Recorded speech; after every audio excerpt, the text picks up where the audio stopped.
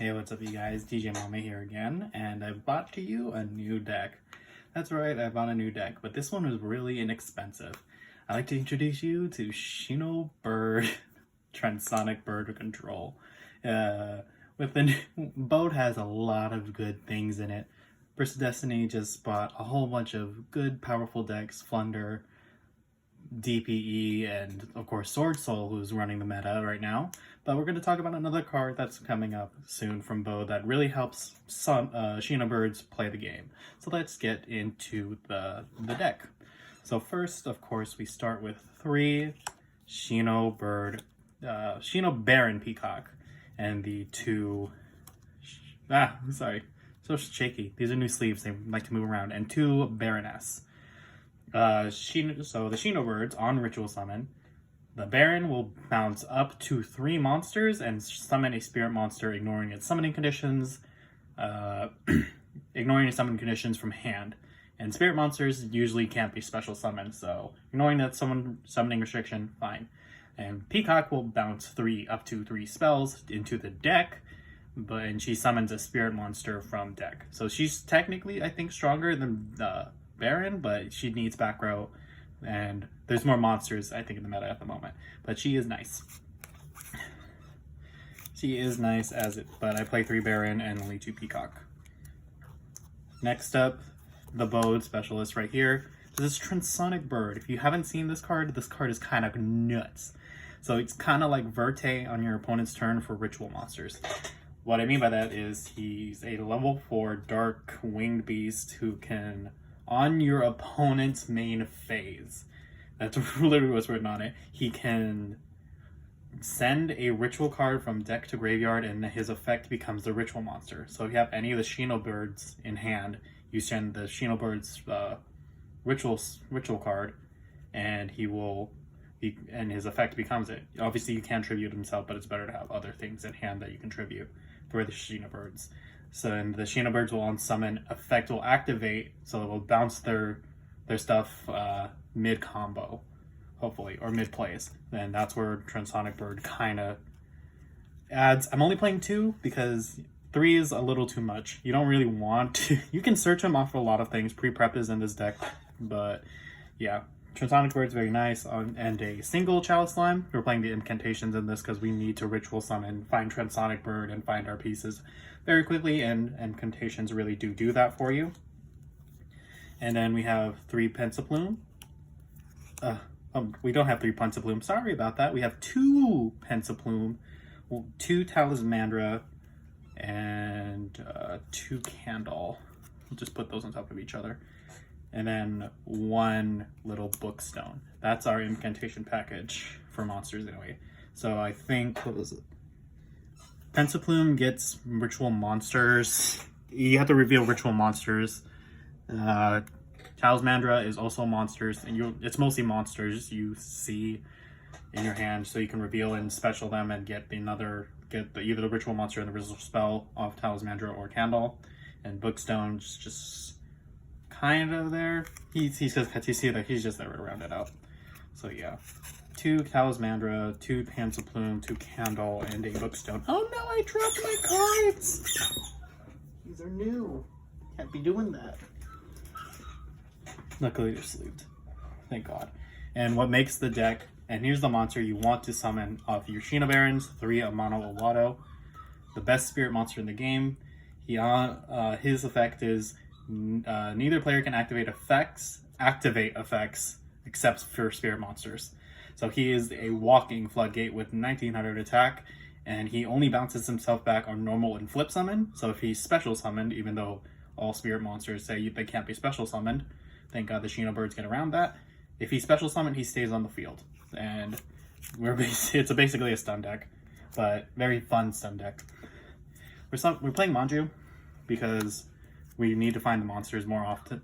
Manju finds anything, and I don't really like running Diviner more than the Herald deck, but it is still a very good card, Manju. Searches anything on summon, but very good Ash and Veilerbait and Infern.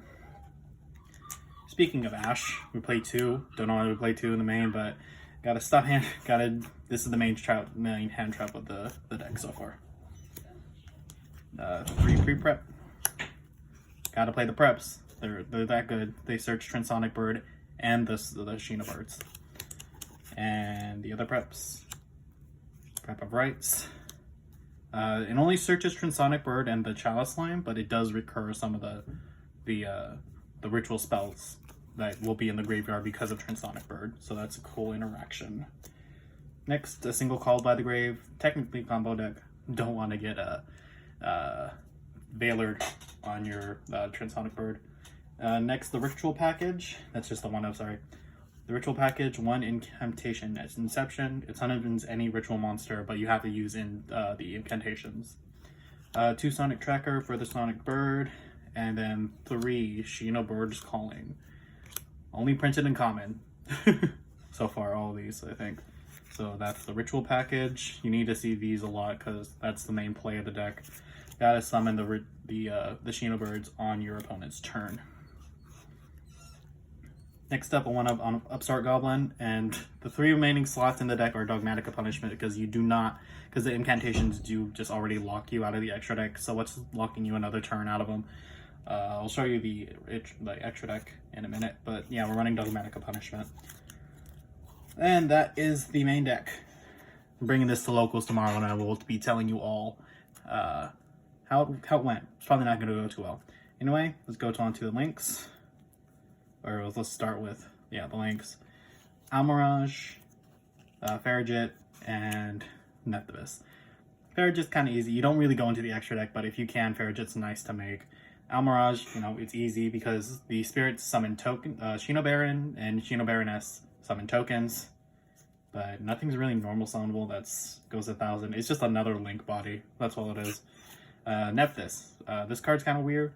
It's not really that good, but if you use 3 ritual monsters for it, it gains what's it? Can't be destroyed by battle, cannot be destroyed by card effects, and gains 1,200, and neither player can target it with card effects, and it gains another 12. So if you use 3 ritual monsters for it, you can it's untargetable, can't be destroyed by battle or card effects, and it's at 4,800 attack.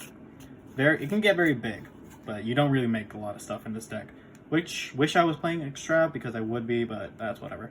Rank 8s because they're all rank 8s. So we have Galaxy Eyes Cypher Dragon, number 90 Galaxy Eyes Photon Lord, and Algeon the Seek Chastrum. He's just what I had for rank 8's place.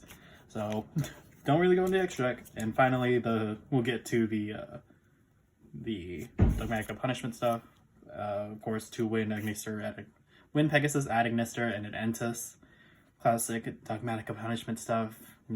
Send it, pop one thing, pop it in another, and then send one thing and banish a thing if they pop your stuff.